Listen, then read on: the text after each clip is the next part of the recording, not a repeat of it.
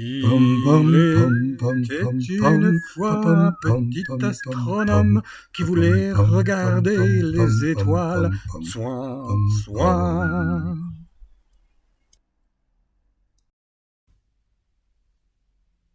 Salut les amis astro, bienvenue dans le bureau. Là ici vous avez le petit Momo qui dort, voilà, tranquille.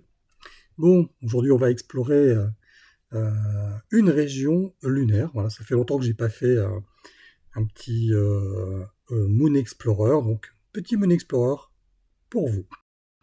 Alors on va explorer aujourd'hui la région de Clavius. Moi, ça fait longtemps que je parle de Clavius. C'est un cratère qui me fascine. Franchement, il est super beau. Et il y a beaucoup de choses à voir sur Clavius. Donc, allez, on va aller sur Clavius ensemble. Vous venez? C'est parti. Alors, voilà, on va explorer une formation des plus intéressantes sur la face visible de la Lune. Le cratère Clavius et sa région environnante, bien entendu. Cette zone des hautes terres méridionales constitue vraiment un laboratoire géologique à ciel ouvert. C'est vraiment extraordinaire, tous les témoignages qu'on peut y voir sur plusieurs milliards d'années d'histoires cosmiques qui se sont accumulées en cette zone. C'est vraiment incroyable. Alors, pour commencer, Clavius, eh bien, c'est un géant. Franchement, mais il n'est pas cartographié comme étant un bassin. Donc, alors d'abord, où est-ce qu'il se situe? Donc, Clavius, sur la surface lunaire, voilà, vous avez la carte lunaire, il est à 58 degrés de latitude sud, donc en bas, et très très en bas, 58 degrés,5 de latitude sud, et 14,8 degrés de longitude ouest. Voilà. Dans cette petite région, dans cette magnifique région, qui est fortement cratérisée des hautes terres australes, ce sont les hautes terres australes à cet endroit-là, vous avez ce magnifique cratère qui a un diamètre de 225 km de diamètre et une profondeur de 4200 mètres voilà, de dénivelé. Donc il s'agit du troisième cratère en taille lunaire, mais sur la face visible de la Lune, parce que derrière, il y en a des plus gros encore. Donc le troisième cratère dans la hiérarchie des cratères qu'on peut voir. Alors, un point remarquable mérite quand même d'être soulevé d'emblée, avant même de continuer, c'est que malgré ses dimensions véritablement considérables, Clavius n'est pas classifié comme un bassin d'impact. Cette distinction taxonomique repose en fait sur des critères morphologiques bien précises. Bassin, cratère, c'est pas la même chose. Les bassins présentent généralement des structures en anneaux concentriques, multiples, alors que en fait, Clavius, c'est juste un vaste cratère type cratère complexe, mais énorme. Voilà. Donc ça, voilà. Classification, bassin, cratère, Clavius, c'est un cratère.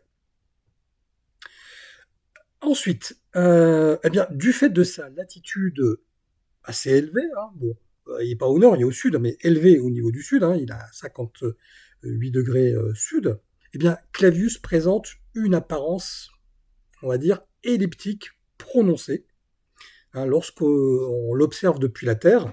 Donc cette déformation apparente est due à un effet de projection qui révèle donc la sphéricité de la Lune. Donc, au centre, généralement, les cratères ne sont pas trop déformés, et sur les bords, sur les limbes, on a une sphéricité des cratères qui apparaissent elliptiques. Voilà, ça vous le savez. Bon. Donc l'examen attentif de sa forme, néanmoins, si on fait bien attention, révèle une géométrie plus proche de l'hexagone que du cercle. Donc ça, c'est pas facile à voir, mais franchement, quand on le dessine, on s'aperçoit que c'est pas vraiment une ellipse bien ronde. On a des bords plutôt hexagonaux. Donc l'analyse stratigraphique place Clavius dans la période nectarienne, c'est-à-dire entre 3,92 et 3,85 milliards d'années, durant donc l'intense phase du bombardement tardif. C'est vraiment une phase, une période de la vie de la Lune où ça a bombardé à fond la caisse. Je me perçois que j'ai un petit poil de barbe qui dépasse. Bon, pas grave. Alors, la reine de Clavius présente une caractéristique néanmoins très intéressante. Elle est légèrement convexe plutôt que concave. Donc, elle est un peu convexe. Elle n'est pas concave. Ouais, une petite bosse. Ouais, voilà. Donc, on le voit pas tout de suite, ce genre de choses, et même certaines personnes qui ne le verront jamais. Il faut vraiment être très, très, très, très attentif, et puis l'observer sur plusieurs jours, plusieurs lunaisons, plusieurs moments, pour pouvoir s'apercevoir de cette concavité. Des fois, ça apparaît vraiment, et voilà, après, ça disparaît, on ne le voit pas. Mais voilà, c'est convexe plutôt que concave. Donc c'est un bombement central qui peut en fait résulter d'un ajustement isostatique post-impact. Donc ça s'est passé après l'impact. Avant c'était creux comme ça, puis après ça s'est bombé. Alors ça s'est bombé pourquoi? Parce que cet ajustement peut être dû par exemple à un remplissage partiel du cratère avec des matériaux lunaires qui viennent d'éjecta, puisque pendant cette période, ça a bien bombardé, donc il y a beaucoup d'éjecta ultérieurs qui ont pu venir s'accumuler dans le cratère. Donc la surface, elle, malgré que ce soit bombé, c'est pas non plus énorme, elle est relativement lisse et à grande échelle, voilà, on ne voit pas trop ce phénomène.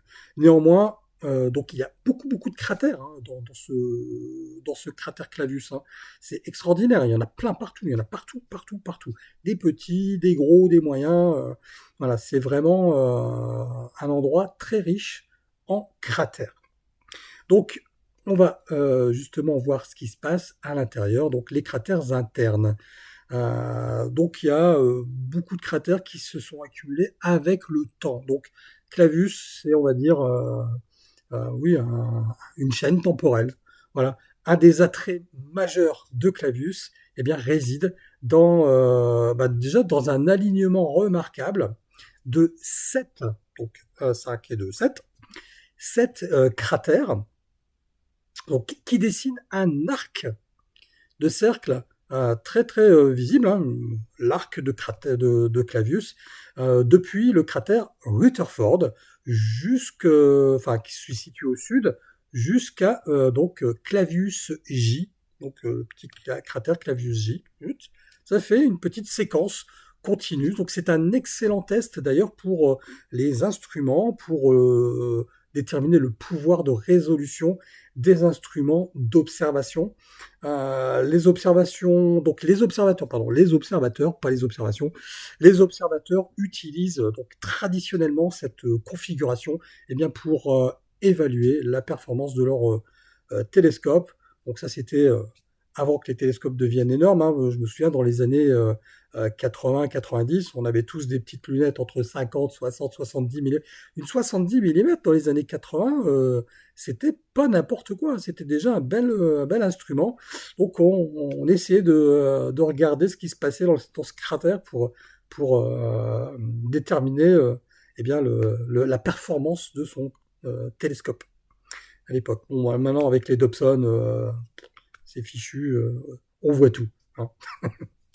Voilà. Alors, on va commencer. Donc, il y a 2 cratères significatifs à l'intérieur de l'enceinte de Clavius qui méritent une attention particulière. Alors, vous avez Rutherford, qui est le plus imposant, qui présente des caractéristiques, on va dire, coperniciennes. Si vous avez déjà regardé le cratère Copernic, vous allez vite comprendre. C'est un cratère qui date de la période la plus récente à l'échelle stratigraphique de la Lune. Là, de toute façon, on est encore aujourd'hui dans la période copernicienne. Aujourd'hui, la Lune est en période copernicienne. Donc Copernic, c'est pratiquement un cratère contemporain. Donc Rutherford, c'est un cratère très très jeune également. Alors son flanc nord-est, du cratère Rutherford, on observe une série assez remarquable de structures d'effondrement gravitationnel en forme de digitation. Alors, en forme de digitation, c'est un mot savant pour dire en forme de traces de doigts. C'est comme si on avait tiré un peu sur le cratère une main de géant. Imaginez Colossus, je sais pas, non pas Colossus, le super-héros, la Galactus, je sais pas, un truc comme ça, qui serait venu s'amuser à gratter le cratère Rutherford. On voit ce qu'on appelle des digitations, digitales. Voilà. Qu'est-ce que je disais? Oui, donc ça fait des effondrements, des petites traces d'effondrement gravitationnel. Donc en fait ça c'est des glissements de terrain post-impact. C'était pas très stable, puis à un moment donné, c'est parti, ça s'est effondré. Ensuite, vous avez le deuxième cratère à l'intérieur de Clavius, c'est Porter. Donc Porter, le second cratère majeur, lui chevauche le rempart nord-est de Clavius. Donc sa datation, en fait, date du pré-imbrien. Donc c'est une période antérieure à la formation du bassin Embrium. Alors maintenant, on va parler des vestiges de ce fameux cratère, puisque je vous ai dit que Clavius est un cratère de type copernicien, donc, et non pas un bassin. Donc forcément, il y a un pic central, puisqu'il y a le rebond. Donc près de Clavius C, le petit cratère Clavius C, on distingue la partie supérieure de l'ancien massif central qui émerge du plancher relativement plat de Clavius. Donc ce relief domine la plaine intérieure à 1400 mètres d'altitude à peu près, et qui constitue bien le vestige du pic central originel de Clavius. Donc la présence de pics centraux caractérise les cratères complexes. Voilà pourquoi ce n'est pas un bassin. Et résulte du rebond élastique de la croûte lors de l'impact. Donc le fait que seul le sommet de ce petit pic central soit visible, donc indique bel et bien un remplissage substantiel du cratère qui était beaucoup plus profond par des matériaux postérieurs à sa formation, d'où la théorie des éjectats qui sont venus remplir ce magnifique cratère. Alors, on va parler maintenant de la composition du plancher. Donc, voilà. Alors, est-ce que effectivement ce plancher, ce sont des éjectats qui viennent du bassin oriental? Point d'interrogation. Donc, l'analyse de l'albédo, donc l'analyse albédométrique, et compositionnelle du sol de Clavius révèle une caractéristique plutôt intrigante. Le plancher présente une couleur relativement claire, donc qui est incompatible avec le basalte qui aurait pu remonter par toutes les fractures du manteau, puisque généralement quand il y a des impacts aussi énormes que ce qui peut créer un cratère de 225 km, je sais plus, de diamètre, généralement il y a des fractures et il y a de la lave qui remonte un peu. Voilà. Donc cette lave, elle aurait dû être sombre. Or, Clavius, sa lave, elle est plutôt claire. Donc il y a un truc qui s'est passé. Donc ce qui fait qu'effectivement, on pense que c'est des éjectats qui viennent d'ailleurs. Donc cette texture claire, d'ailleurs, ne se limite pas à Clavius en lui-même. On l'observe également sur tous les cratères voisins, donc Maginus par exemple, Longomontanus également, ainsi que Blancanus et Clapotre. Donc en fait, vous avez 4 cratères majeurs tout autour de Clavius qui ont les mêmes caractéristiques, donc ça plaide d'autant plus sur cette théorie des éjectats. Le bassin oriental, c'est un bassin énorme, l'impact a été gigantesque et ça a tout balancé à l'intérieur de ces cratères. Donc l'hypothèse actuelle privilégiée attribue donc cette signature spectrale aux éjectats du bassin oriental. Voilà, ce bassin situé près du limbe occidental. Donc lui, il a été formé environ à 3,75 milliards d'années, donc postérieurement à Clavius. Donc ça colle, ça peut coller. Ce bassin a été créé après Clavius. Donc ça colle. Voilà, c'est plutôt pas mal. Donc ces matériaux d'éjection projetés sur des distances considérables, ça a dû être fantastique, gigantesque, auraient donc recouvert l'ensemble de cette région en uniformisant l'albédo des planchers de tous les cratères du coin. Voilà. Alors, du coup, on va s'occuper maintenant de voir le contexte régional, c'est-à-dire ce qu'on appelle les hautes terres méridionales. Donc, c'est une région, toute la région qui environne Clavius et qui s'inscrit dans un contexte géologique en fait beaucoup plus large. Donc, les hautes terres lunaires méridionales, cette zone donc, présente une très forte densité de cratères, donc la plus forte d'ailleurs que densité de cratères sur la surface visible. Il est bien évident que de l'autre côté de la Lune, c'est encore pire, puisque ça a été un peu le bouclier anti-météorites et astéroïdes. Donc voilà, cette partie-là, elle est vraiment énormément bombardée, toute cette région. Donc tous les cratères voisins, je vous les ai déjà expliqués, il y a Maginus, Ongomotanus, etc., présentent à des degrés divers, donc des dégradations comparables à Clavius. Leurs remparts sont érodés, leur plancher est partiellement nivelé, leur structure interne complexe raconte toute l'histoire du bombardement intense, ainsi qu'un remodelage progressif par des impacts ultérieurs et des dépôts d'éjectats qui viennent d'endroits très distants. Donc cette haute terre méridionale est vraiment très impactée. Alors maintenant on va parler aussi comment on va observer Clavius, donc les conditions optimales d'observation.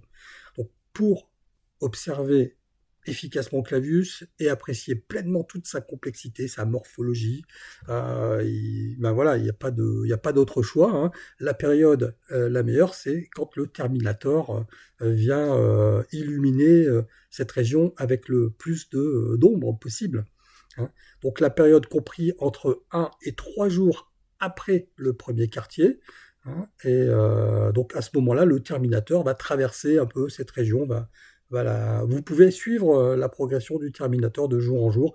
Vous verrez toutes les ombres rasantes qui vont accentuer le relief et changer, puisque d'un jour à un autre, on n'a pas la même incidence au niveau de l'éclairage, et c'est intéressant de voir ça. Alors, je vais vous donner un petit protocole d'observation.